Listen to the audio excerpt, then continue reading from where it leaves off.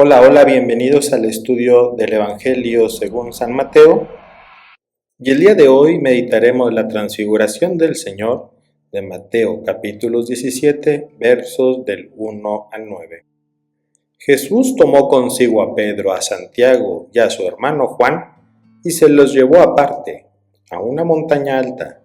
Se transfiguró delante de ellos y su rostro resplandecía como el sol, y sus vestidos se volvieron blancos como la luz. Y se les aparecieron Moisés y Elías conversando con él. Pedro entonces tomó la palabra y dijo a Jesús: Señor, qué bien se está aquí. Si quieres, haré 3 tiendas, una para ti, otra para Moisés y otra para Elías. Todavía estaba hablando cuando una nube luminosa los cubrió con su sombra, y una voz desde la nube decía: Este es mi Hijo el amado, mi predilecto, escúchenlo. Al oírlo, los discípulos cayeron de bruces, llenos de espanto. Jesús se acercó y tocándolos les dijo: Levántense, no teman. Al alzar los ojos, no vieron a nadie más que a Jesús solo. Cuando bajaban de la montaña, Jesús les mandó: No cuenten a nadie la visión hasta que el Hijo del Hombre resucite de entre los muertos. Palabra del Señor. Bueno, ahora vamos a una pequeña explicación del texto que acabamos de proclamar. En el contexto amplio, Mateo sitúa la transfiguración como el evento que sostiene la fe de los apóstoles. Vemos como cita clave: desde entonces comenzó Jesús a mostrar a sus discípulos que él debía ir a Jerusalén y sufrir mucho.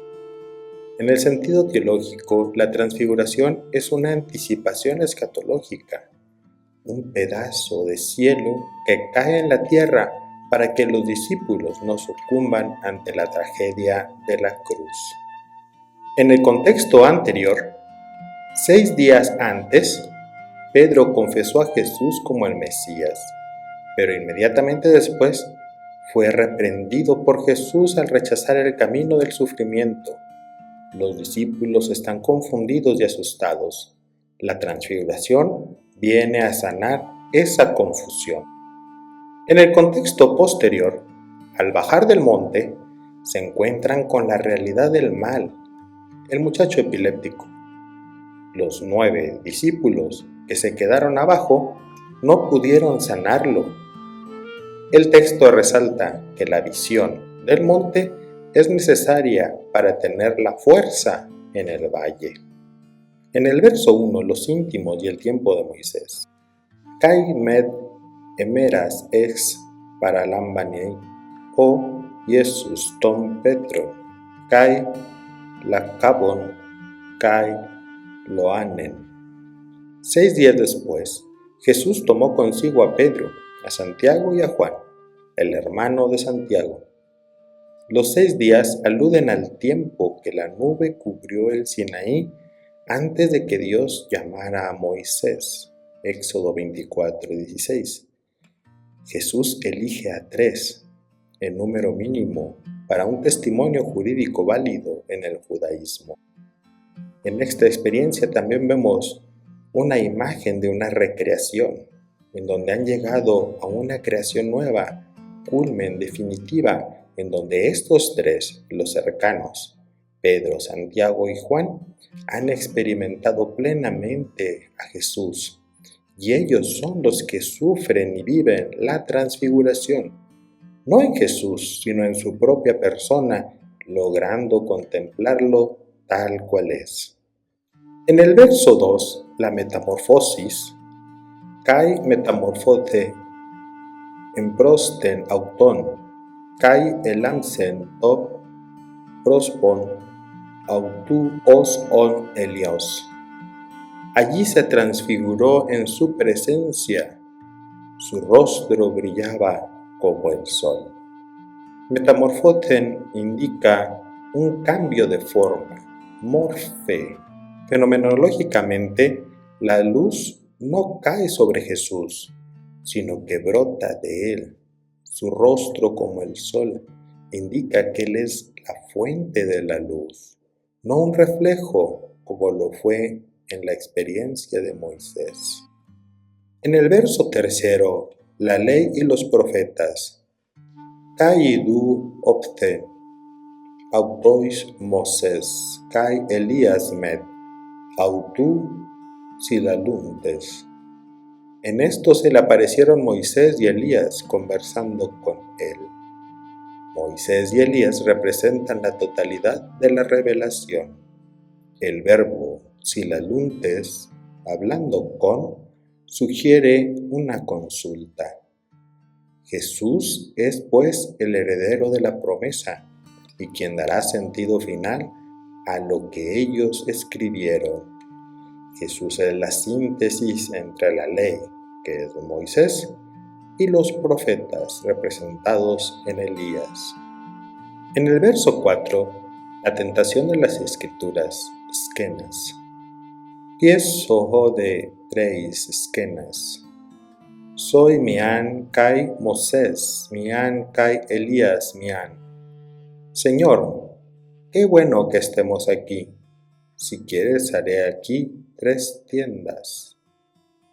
Pedro usa el término esquenas, tiendas, los tabernáculos.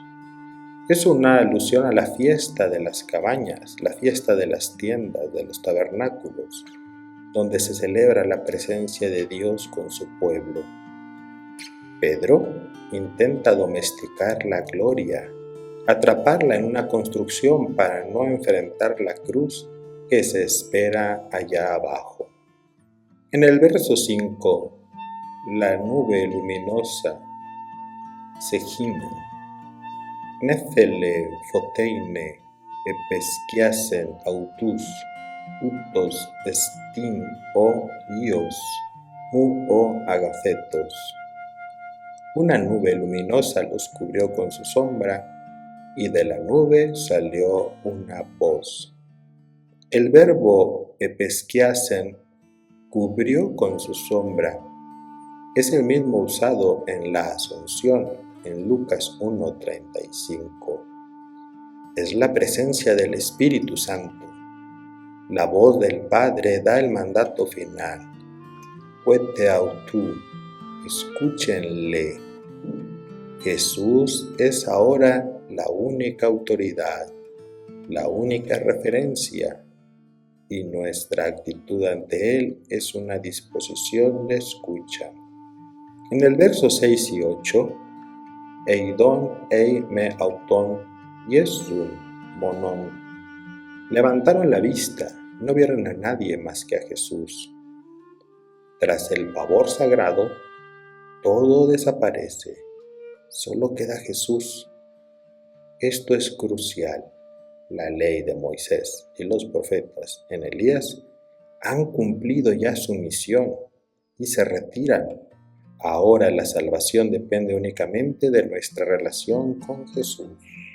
En el verso 9, el silencio hasta la Pascua. Medeni eipete to orama, eos uo ios tu antropu, ek necron ejerte. No cuenten a nadie esta visión hasta que el Hijo del Hombre haya resucitado.